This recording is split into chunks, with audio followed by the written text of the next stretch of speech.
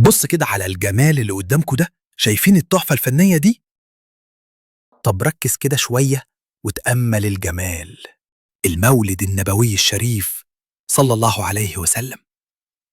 طب ايه رأيك لو قلتلك ان اللي قدامك ده كله بضغطة زر واحدة بس، من غير ما تنزل برامج ولا وجع دماغ ولا تعب، وكمان تقدر تتحكم في اللون والبعد بتاع الشعار براحتك، والمفاجأة الكبيرة كل ده مجانا. معاكم اخوكم ابو حمزة، يلا بينا نشوف هنعمل ده ازاي.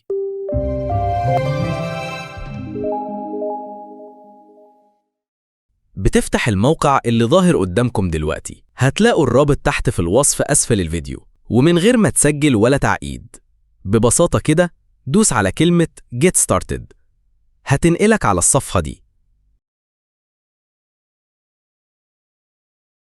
هتلاقي على الشمال كلمة Upload Image، اضغط عليها علشان ترفع الشعار أو الكلمة اللي عايز تحولها 3D. شايف البساطة والجمال؟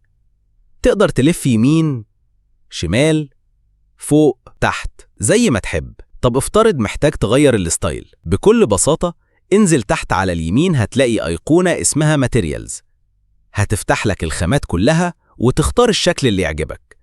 شايف الأشكال عاملة ازاي؟ جميلة جدا.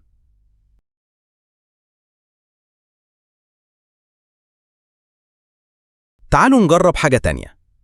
اسحب أي صورة تكون مفرغة PNG وارميها كده، شغالة عادي. شايفين النتيجة؟ رهيبة. الموقع ده هيساعدك تحول أي كتابة أو شعار لشكل 3D بسهولة ومن غير مجهود. بص على الناحية التانية الشمال، هتلاقي مؤشر مكتوب عليه thickness، يعني السمك أو العمق، ومنه تتحكم في قوة التأثير.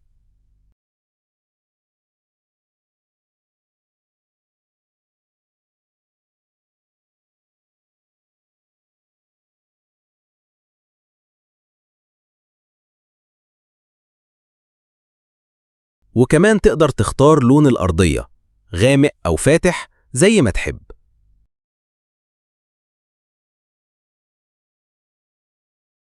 أنا شخصياً بفضل الأسود علشان يبين التأثير أوضح.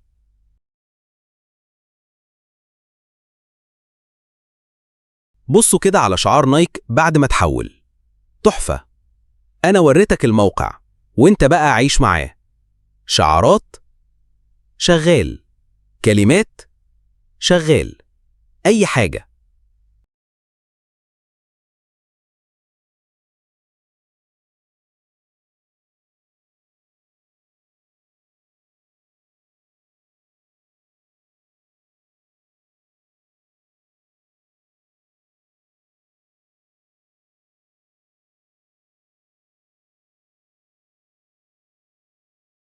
وفي كمان قائمة اسمها Color Gradient، جرب فيها، هتلاقي أفكار جديدة وألوان مختلفة.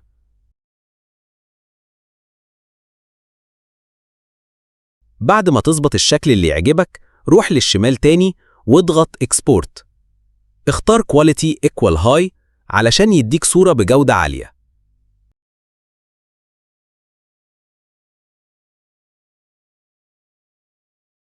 في الآخر الصورة هتطلع معاك كده. النقطة السلبية الوحيدة إن الموقع مش بيصدر لك الصورة مفرغة، بس ولا يهمك، مع الأدوات اللي موجودة دلوقتي تقدر تشيل الخلفية بكل سهولة. وفي النهاية، يا رب أكون أفدتكم في درس النهاردة. ما تنسوش تعملوا اشتراك في القناة علشان يوصلكم كل جديد. والسلام عليكم ورحمة الله وبركاته.